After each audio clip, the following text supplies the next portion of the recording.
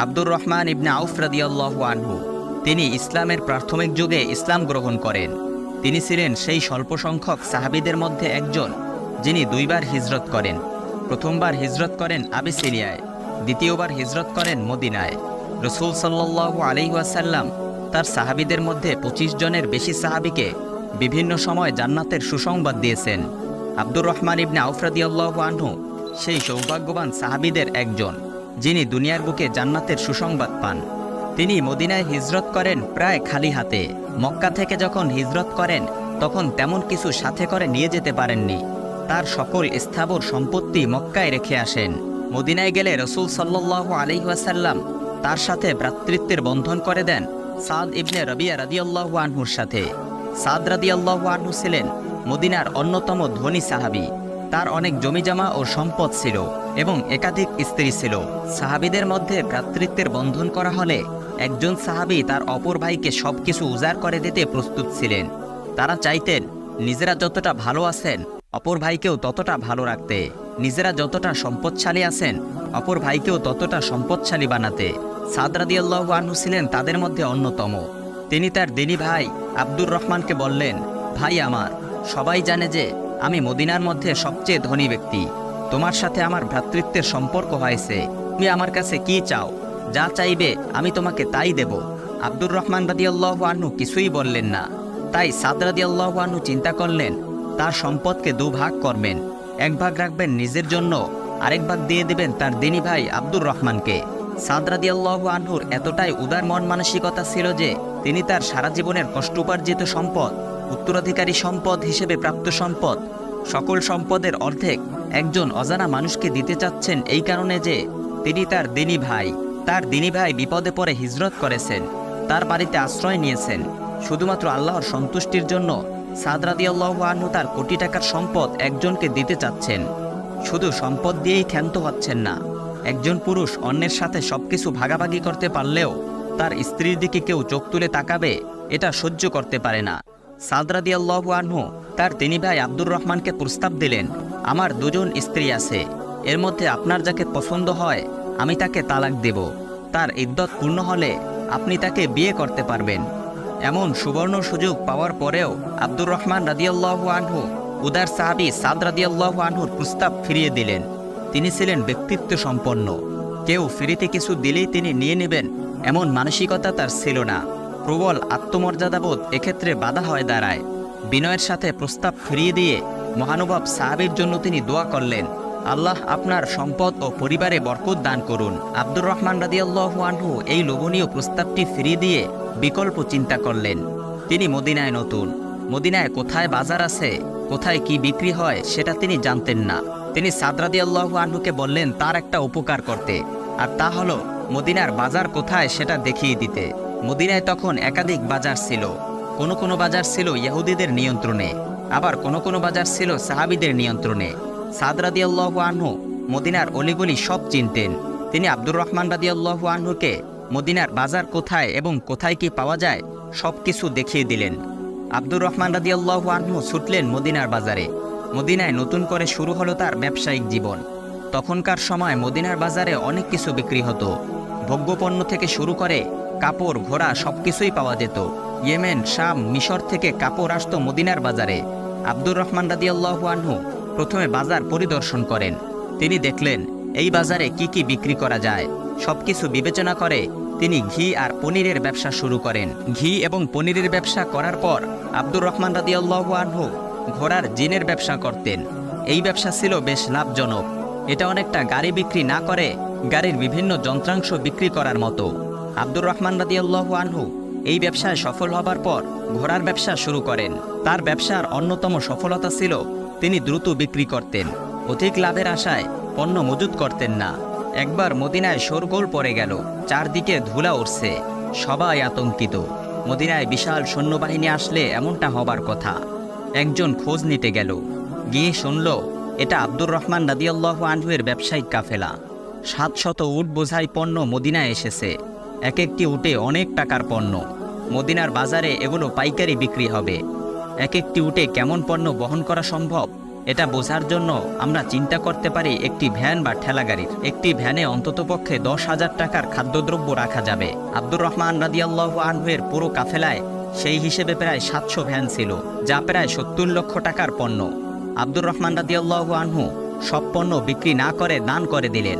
এমনকি পণ্য বহনকারী উটের রশি পর্যন্ত আল্লাহর রাস্তায় দান করে দিলেন। আমাদের দেশে একটি উটের দাম গড়ে 10 লক্ষ টাকা ধরলে 700 উটের দাম দাঁড়ায় 70 কোটি টাকা। আব্দুর রহমান রাদিয়াল্লাহু আনহু এটা ভাবতেন না যে দান করলে মূলধন পুনরায় বিনিয়োগ করবেন কিভাবে। তিনি জানতেন দান করলে সম্পদ কখনো কমে না, বরং বাড়ে। এত কোটি টাকার মালিক হওয়া সত্ত্বেও টাকাগুলো তার হাতে থাকতো না, কারণ তিনি সম্পদ অন্তরে স্থান দেননি। যারা অন্তরে সম্পদের স্থান দিয়েছে তারা দান করতে পারে না, সম্পদের মোহে পড়ে যায়। একবার আব্দুর রহমান রাদিয়াল্লাহু আনহু ওসমান রাদিয়াল্লাহু আনহুর কাছে একটি জমি বিক্রি করেন, যার দাম ছিল 40,000 দিনার, যা বর্তমান সময়ের টাকার হিসাবে প্রায় 40 কোটি টাকা। জমি বিক্রির টাকা তিনি 3 ভাগে ভাগ করেন। এক ভাগ দান করেন তার নিকট আত্মীয় বনু নাজিরকে, আরেক ভাগ দান করেন মদিনার দরিদ্র লোকদেরকে, আরেক ভাগ দান করেন উম্মুল মুমিনিনদেরকে। আয়েশা রাদিয়াল্লাহু আনহার কাছে যখন তার ভাগ নিয়ে যাওয়া হয়, তখন তিনি আব্দুর রহমান রাদিয়াল্লাহু আনহুর জন্য দোয়া করেন, আল্লাহ যেন তাকে জান্নাতের সালসাবিল ঝর্ণার পানি পান করান। আব্দুর রহমান রাদিয়াল্লাহু আনহু যখন ইন্তেকাল করেন, তখন তার সম্পদের পরিমাণ ছিল 100টি উট, 3000টি ভেড়া, 100টি ঘোড়া, জমিতে পানি দেওয়ার জন্য 20টি উট এবং 19,20,000 দিরহাম, যা বর্তমান সময়ের টাকার হিসেবে প্রায় 160 কোটি টাকা। তার সকল সম্পদ হিসাব করলে দেখা যাবে তা প্রায় কয়েকশো কোটি টাকা হবে। যে সাহাবী মদিনায় প্রায় খালি হাতে গিয়েছিলেন, যাকে ফ্রিতে সম্পদ দেওয়ার প্রস্তাব করা হয়েছিল, তিনি তা গ্রহণ করেননি। সেই সাহাবী ইন্তেকালের সময় রেখে যান কয়েকশো কোটি টাকা। তিনি এই সম্পদ অর্জন করেন মাত্র 30 বছরে। এমন না যে তিনি ওই 30 বছর শুধু সম্পদ অর্জন করতে গিয়ে তার আমল আখলাক ভুলে গিয়েছেন, বরং তিনি রাসূল সাল্লাল্লাহু আলাইহি ওয়াসাল্লামের সাথে বদর সহ অন্যান্য প্রায় সকল যুদ্ধে অংশগ্রহণ করেন। আব্দুর রহমান রাদিয়াল্লাহু আনহু সারা জীবন তার সম্পদ দান করে গিয়েছিলেন। এমনকি ইন্তেকালের পূর্বেও তিনি তার সম্পদ দান করেন। ইন্তেকালের আগে তিনি ওসিয়ত করে যান তার সম্পদ থেকে 50,000 দিনার আল্লাহর রাস্তায় দান করা হোক, যা বর্তমান সময়ে প্রায় 50 কোটি টাকার সমান। তিনি ওসিয়ত করে গেলেন বদর যুদ্ধে অংশগ্রহণকারী প্রত্যেক সাহাবী যেন 400 দিনার করে পায়। সেই সময় বদর যুদ্ধে অংশগ্রহণকারী সাহাবীদের মধ্যে প্রায় 100 জন জীবিত ছিলেন। আব্দুর রহমান রাদিয়াল্লাহু আনহুর অবশিষ্ট সম্পত্তি থেকে বদর যুদ্ধে অংশগ্রহণকারী এক একজন সাহাবী প্রায় 40 লক্ষ টাকার মতো পায়। অনেকেই মনে করেন সাহাবীরা খেতে পারতেন না, তারা গরিব ছিলেন। কথাটি আংশিক সত্য। ইসলামের প্রথম দিকে অন্তত খায়বার বিজয়ের পূর্বে বেশিরভাগ সাহাবীর অবস্থাই এমন ছিল। হযরত ওমর রাদিয়াল্লাহু আনহু ইসলামের দ্বিতীয় খলিফা হবার পর অনেক দেশে মুসলিমরা বিজয় লাভ করে। পৃথিবীর নানান প্রান্ত থেকে যুদ্ধলব্ধ গনিমত, জাকাতের অর্থ, মুসলিমদের থেকে নেওয়া ট্যাক্স জড়ো হতো বাইতুল মালে। খলিফা ওমর রাদিয়াল্লাহু আনহু তখন বিভিন্ন কল্যাণমুখী অর্থনৈতিক প্রকল্প হাতে নেন। সমাজের মানুষজন বাইতুল মাল থেকে উপকৃত হতো। তিনি বার্ষিক ভাতার ব্যবস্থা করেন সবার জন্য। সমাজে বসবাসকারী বেশিরভাগ মানুষই ভাতা পেত। তাদের ভাতার স্কেল ছিল, উম্মুল মুমিনিনদের ভাতা ছিল 10,000 দিরহাম, যা বর্তমান সময়ে টাকার হিসেবে প্রায় 83 লক্ষ টাকার সমান। মুহাজির ও বদরি সাহাবীদেরকে প্রায় 4 এবং 5,000 দিরহাম করে দেওয়া হতো, যা বর্তমান সময়ের টাকার হিসেবে প্রায় 30-40 লক্ষ টাকার সমান হবে। এমনকি ওমর রাদিয়াল্লাহু আনহুর সময় এক একজন নবজাতকের জন্য 100 দিরহাম বরাদ্দ ছিল, যা বর্তমান সময়ের প্রায় 80,000 টাকার সমান হবে। ইসলামের স্বর্ণালী যুগে রাষ্ট্রের জনকল্যাণমুখী দিকগুলো এত বিস্তৃত ছিল এবং এত চমৎকার ছিল, যা বর্তমান সময় তথাকথিত অনেক রাষ্ট্রে এমন সুবিধা নেই। আব্দুর রহমান রাদিয়াল্লাহু আনহু এত সম্পদশালী হওয়া সত্ত্বেও তার মধ্যে খোদাভীতি ছিল। তিনি দান করেছেন এই ভেবে এতটা আত্মবিশ্বাসী হতেন না যে আমার আর কি করার আছে, আমি সব করেছি, আমি তো জান্নাতে যাব। এসব মনে করে তিনি প্রফুল্ল বোধ করতেন না, বরং স্মরণ করতেন সেসব সাহাবীর কথা যারা দুনিয়ার জীবনে অনেক কষ্টে কাটান। তিনি আশঙ্কা করেন না জানি তিনি দুনিয়ায় সবকিছু পেয়ে যাচ্ছেন। একদিন রোজা রাখার পর ইফতারে তাকে ভালো খাবার পরিবেশন করা হয়। খাবার দেখে তিনি কান্নাকাটি করেন। তিনি বলেন, মুসাব ইবনে উমাইর রাদিয়াল্লাহু আনহু ছিলেন আমার চেয়ে অনেক উত্তম, কিন্তু তাকে শুধু একটি চাদর দিয়ে দাফন করা হয়েছিল। এটা এতটাই খাটো ছিল যে যদি মাথা ঢাকা হতো তবে পায়ের দিকটা খুলে যেত। এত এত টাকার মালিক হওয়া সত্ত্বেও আব্দুর রহমান রাদিয়াল্লাহু আনহু খুব সাদাসিধে জীবনযাপন করতেন। যখনই সুযোগ পেতেন মানুষের উপকার করার চেষ্টা করতেন। রাসূল সাল্লাল্লাহু আলাইহি ওয়াসাল্লাম বলেন, সর্বোত্তম মানুষ সেই ব্যক্তি যে মানুষের জন্য অধিক উপকারী। আব্দুর রহমান রাদিয়াল্লাহু আনহু তার সম্পদের মাধ্যমে মানুষের উপকারের চেষ্টা করতেন, যার কারণে মদিনার প্রত্যেকেই তার মাধ্যমে আর্থিকভাবে উপকৃত হতো। একজন ভালো মানুষের কাছে টাকা থাকা উত্তম। এর মাধ্যমে সে অন্যদের উপকার করতে পারে, দান করতে পারে, অভাবগ্রস্তদেরকে সহযোগিতা করতে পারে, ঋণগ্রস্তদেরকে টাকা দিয়ে তার দুশ্চিন্তা দূর করতে পারে। একবার রাসূল সাল্লাল্লাহু আলাইহি ওয়াসাল্লাম তার সাহাবী আমর ইবনুল আস রাদিয়াল্লাহু আনহুকে বলেন, আমি তোমাকে সম্পদ উপার্জনের জন্য উৎসাহ দিচ্ছি। সৎ মানুষের হাতে হালাল সম্পদ থাকা অতি উত্তম। তা দিয়ে সে আত্মীয়তার সম্পর্ক বজায় রাখতে পারে। অনেকেই মনে করেন সম্পদ হলে দান করব। এই ধারণা ঠিক নয়। আপনার যা আছে তা থেকেই আপনি দান করতে পারেন। এর মাধ্যমে আপনার যে এখন আছে এটার কৃতজ্ঞতা আদায় করছেন। যত বেশি উপার্জন করতে পারবেন তত বেশি দান করতে পারবেন। তার মানে এই নয় যে কম উপার্জন করেছেন বলে দান করবেন না।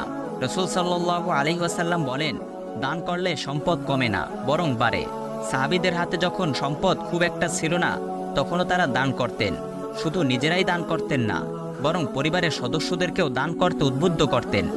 হযরত আবু বকর রাদিয়াল্লাহু আনহু এর মেয়ে আসমা রাদিয়াল্লাহু আনহা বলেন, ব্যয় করো এবং দান করো।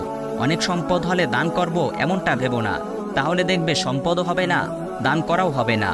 অনেক সম্পদ না থাকা সত্ত্বেও যদি দান করো তাহলে তোমার কোনো ক্ষতি হবে না। সাহাবীদের দৃষ্টিভঙ্গি আর আমাদের দৃষ্টিভঙ্গির পার্থক্যটা ঠিক এই জায়গায়। আমরা দান করার জন্য সম্পদশালী হওয়াকে শর্ত বানিয়ে নিয়েছি, কিন্তু সাহাবীরা দান করার জন্য সম্পদশালী হবেন এমনটা ভাবতেন না। তাদের যা ছিল তা দিয়েই তারা দান করতেন।